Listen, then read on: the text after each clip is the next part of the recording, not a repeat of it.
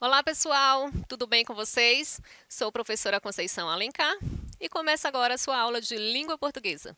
Se liga na TV Educação e no portal do estudante que tem muito conteúdo para vocês. Na aula de hoje vamos falar sobre o emprego da linguagem denotativa e conotativa. Nós já tivemos uma primeira aula sobre esse tema, explicando o conceito de denotação e também o conceito de conotação, assim como também todas as suas características e o que diferencia uma linguagem da outra.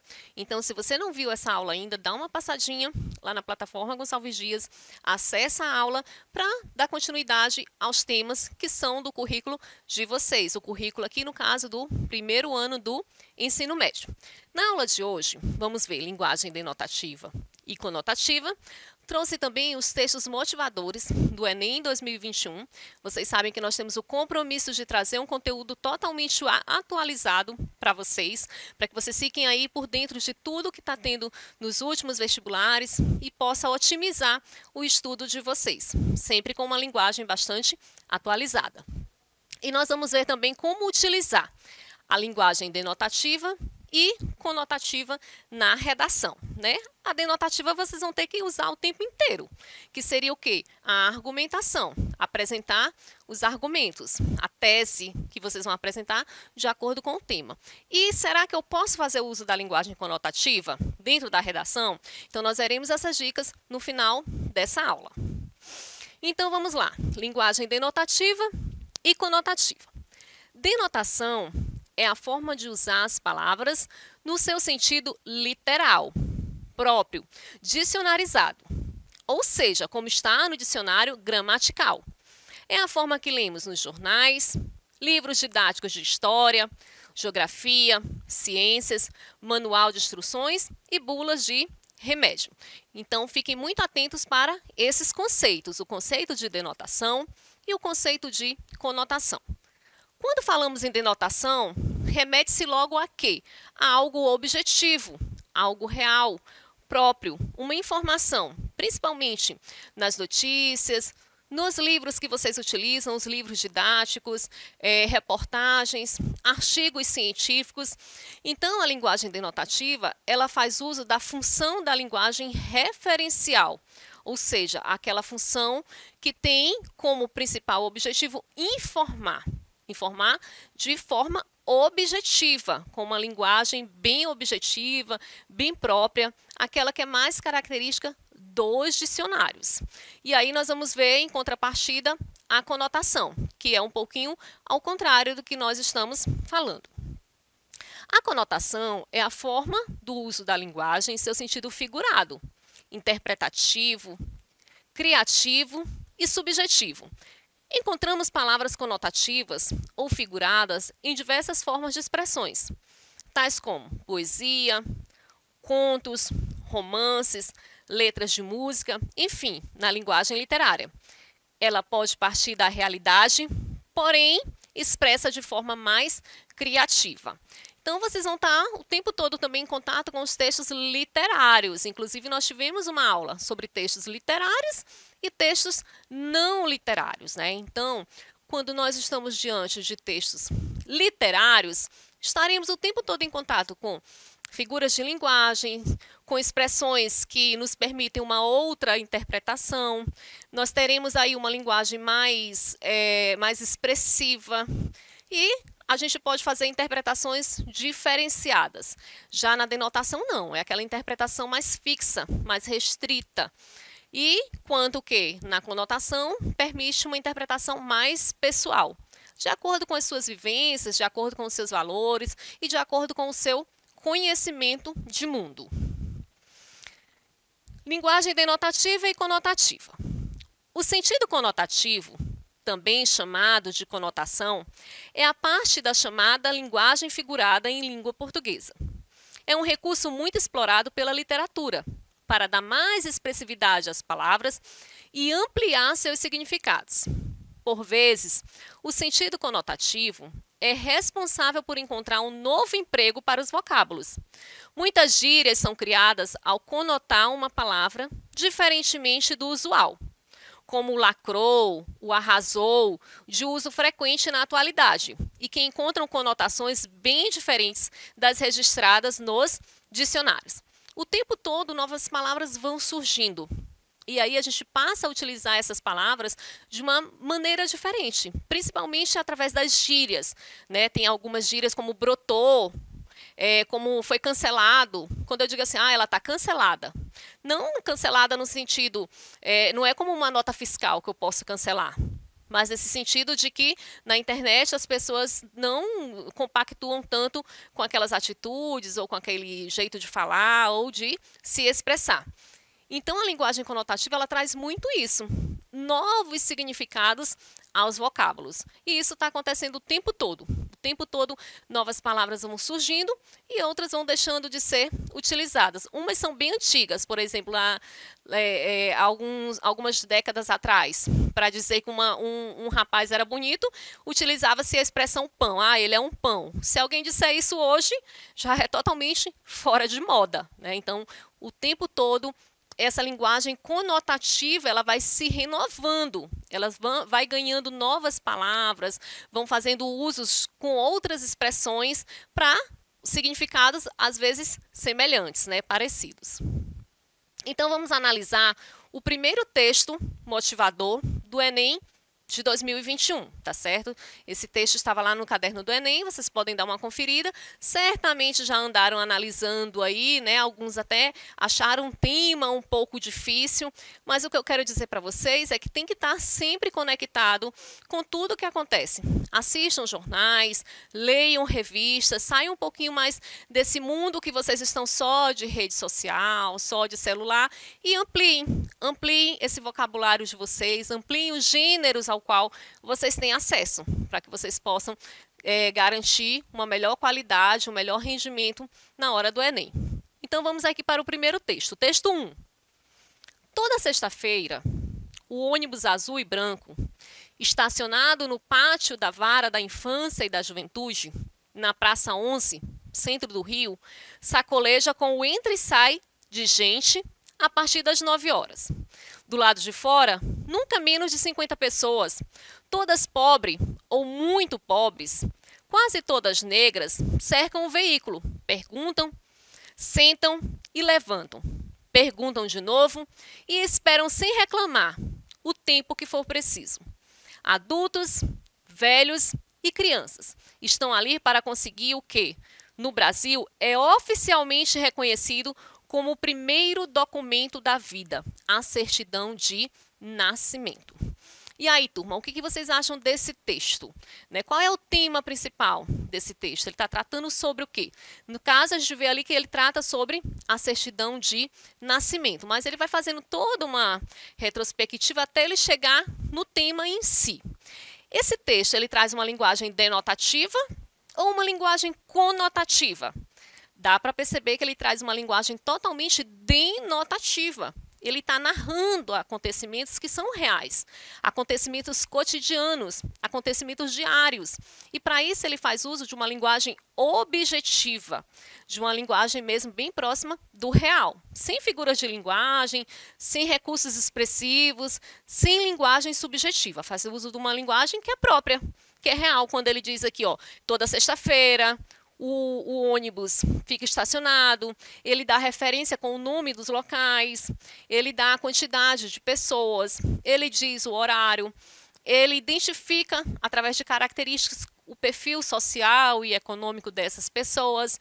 Então, por aí vocês podem fazer que ele faz uso da função referencial. O principal objetivo é mesmo informar, trazer uma informação próxima do real, própria, com sentido próprio. Ao longo do discurso desses entrevistados, fica clara a forma como os usuários definem 0 à esquerda, cachorro, um nada, pessoa que não existe. Entre outras, todas são expressões que conformam claramente a ideia da pessoa sem registro de nascimento. Observem também, turma, o registro de onde vem o texto. Olha só, aqui nós temos, no caso, uma tese de doutorado em História, Políticas e Bem Culturais. Qual era o tema dessa tese de doutorado? Uma etnografia sobre identidade, direitos e cidadania nas trajetórias de brasileiros sem documento. Então, é uma tese de doutorado. Fiquem muito atentos a essa questão, de onde vem o texto, né?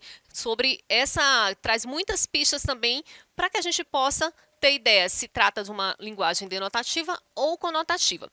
Então, continuando ainda, esse texto diz assim: ao longo do discurso desses entrevistados, fica clara a forma como os usuários se definem. Então, ela vai fazendo uma entrevista com essas pessoas e observem como as pessoas se definem. Olha como essas pessoas que não possuem documento se sentem, como as expressões que elas utilizam para se referir a elas mesmas. Diz assim: somos um zero à esquerda, um cachorro, um nada, pessoa que não existe, entre outras. Todas são expressões que conformam claramente a ideia da pessoa sem registro de nascimento sobre si mesma, como uma pessoa sem valor, cuja existência nunca foi oficialmente reconhecida pelo Estado. Então, observem aqui que agora as pessoas elas fazem uso da linguagem conotativa. Quando eles eu sou um zero à esquerda, está dizendo o quê? Uma pessoa sem valor. Ela não reconhece o seu próprio valor. Eles, eu fui tratada como um cachorro, né? E aí a gente sabe, cada um vai fazer uma interpretação. Se sente um nada. Então, todas essas expressões foram utilizadas de forma conotativa. Nós temos o texto em si, que traz uma função referencial, mas dentro da entrevista, as pessoas elas usam da expressividade para tentar se identificar, para tentar se qualificar, né? E aí fazem uso de expressões que são do nosso dia a dia. O texto 2. A Lei número 9.534, de 1997, tornou o registro de nascimento gratuito no Brasil. Só que o problema persiste, mostrando que essa exclusão é complexa e não se explica apenas pela dificuldade financeira em pagar pelo registro, por exemplo. O texto 2, também, texto do Enem de 2021, ele traz o quê? Uma linguagem totalmente denotativa. Ele diz que uma lei foi instituída, ele diz qual é o número da lei, o que tem nessa lei, que seria o quê? A gratuidade do registro de nascimento. Mas só isso é suficiente para resolver a situação do país? Apenas ser gratuita? Será que antes as pessoas não tinham certidão de nascimento por conta do fator financeiro? Então vamos resolver o fator financeiro. Resolvemos a situação? Então o texto traz esse questionamento para a gente. Ele deixa aí informações claras, informações objetivas. Em nenhum momento faz uso da linguagem subjetiva. Aqui no caso, ainda em relação a esse texto, que serve também como suporte, nós temos um mapa da invisibilidade no Brasil. Estimativa do número de pessoas sem registro de nascimento. Então, vocês vão sempre encontrar no Enem, em outras provas, o uso da linguagem verbal e da linguagem não verbal, assim como também a linguagem mista. Observem que vocês também vão ter que analisar gráficos, vão ter que analisar mapas, vão ter que analisar dados. Então, primeiro ele trouxe o texto e agora ele traz dados, né, de pesquisas, de estudo. Então, vamos ver esse mapa da invisibilidade no Brasil. Na região norte, 320 mil pessoas não possuem registro de nascimento. Na região centro-oeste, 243 mil pessoas sem o registro de nascimento. Nordeste, 828 mil. No Sudeste, 1,15 milhão de pessoas não possuem registro de nascimento. E no Sul, 399 mil pessoas sem o registro de nascimento. Observem que vocês podem estar fazendo uso desses dados na hora que vocês forem escrever a redação de vocês. Claro que vocês vão fazer um Ctrl+C, Ctrl+V, um copia e cola, né? Mas sim, vocês podem buscar esses dados porque são dados o quê? São dados reais. E através desses dados, vocês podem fazer um comparativo entre as regiões. Qual é a região que possui pessoas, com o maior número de pessoas sem o registro civil? E aí a gente pode fazer essa análise e pode trazer um dado que ele é real para dentro da nossa redação do Enem. O que a gente não pode colocar são dados que a gente tirou da nossa própria cabeça, inventados, né? Eu vou colocar que 100 mil pessoas não têm registro de nascimento. Mas eu tirei essa informação de onde? Essa informação, ela precisa ser verificada. Ela precisa ter uma fonte. Então, vocês podem fazer uso desses recursos através dos textos motivadores. Os textos motivadores servem justamente para isso, para motivar, não é para copiar. Tem pessoas que tiram uma parte toda lá do texto e transcrevem na redação. Não é esse o objetivo do texto motivacional. O objetivo dos textos motivadores, aliás, é que você tenha a capacidade de analisar, de comparar, de refletir, de propor através dos textos motivadores. Vamos então agora para o texto 3. A certidão de nascimento é o primeiro e o mais importante documento do cidadão. Com ele, a pessoa existe oficialmente para o Estado e a sociedade. Só de posse da certidão é possível retirar outros documentos civis, como a carteira de trabalho, a carteira de identidade, o título de eleitor e o cadastro da pessoa física, o CPF. Além disso, para matricular uma criança na escola e ter acesso a benefícios sociais, a apresentação do documento é obrigatória. Mais uma vez, observem a fonte de onde foi retirado, do site do Senado. Então, observem, nós temos um texto totalmente denotativo. Ele traz informações, ele traz uma linguagem objetiva, uma linguagem clara e própria. Apenas com informações. Não tem aí uso de expressões literárias e linguísticas para usar a linguagem figurada. Pelo contrário, é uma linguagem totalmente objetiva. Agora, o texto 4, né? Vocês podem ver que ele faz uso de vários recursos nesse texto, né? Ele chama a nossa atenção tanto pelo que está escrito, como pela composição. Então, é muito importante que vocês façam essa análise. Analisem a imagem de forma muito cuidadosa.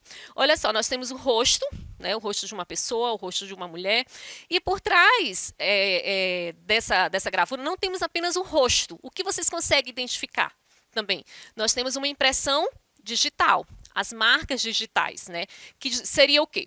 Onde existem pessoas, nós enxergamos cidadãos, defensoras e defensores públicos pelo direito à documentação pessoal. Então, a gente pode fazer várias interpretações aqui, não é mesmo? Aqui não trata-se só de uma linguagem denotativa. Eu tenho uma linguagem denotativa? Sim, tenho uma linguagem denotativa. Quando ele diz o quê? Que os defensores e defensoras públicas vão lutar pelo direito de que todos os cidadãos possam ter acesso aos documentos, ao registro civil e consequentemente, aos demais documentos. Mas observem como foi montado aqui. Além dessa linguagem denotativa, eu tenho também a conotação, através desse misto que ele faz com os dois, através dessa composição entre cidadão e registro civil, entre cidadão e a impressão digital. Então, ele faz toda essa composição para que a gente possa fazer essa análise, certo? Então, onde existem pessoas, nós enxergamos cidadãos. Então, amplia o conceito de cidadão. Nos traz essa reflexão de que para exercer a cidadania, nós temos também que ter toda essa questão da documentação, certo? Linguagem denotativa e conotativa na redação. O candidato pode fazer uso da conotação para explicitar sua opinião e levantar uma crítica mais direta ao seu ponto de vista. Usar palavras com sentidos variados, como sinônimas, também produzir o texto com figuras de linguagem, como metáfora, comparação, metonímia, hipérbole, antítese, paradoxo, ironia, personificação e perífrase, que podem proporcionar a uma mesma palavra diferentes sentidos, dependendo do lugar de fala. Então, agora, aquela pergunta, aquela dúvida, eu posso fazer uso da linguagem conotativa do meu texto? Posso. Claro que você pode, mas para isso você necessita o quê? Você tem que dominar um pouco mais essa linguagem. De que forma você vai fazer uso dessa linguagem? Vai ser através de uma figura de linguagem? Vai ser através da metáfora? Através da personificação? Isso mostra, gente, para o examinador que você possui o domínio da língua, que você é capaz de se comunicar através da linguagem denotativa, assim como também você é capaz de, dentro de um texto, inserir elementos que são da conotação, com o sentido figurado. Então é isso, turma. Eu aguardo vocês na próxima aula. Um grande abraço e até a próxima.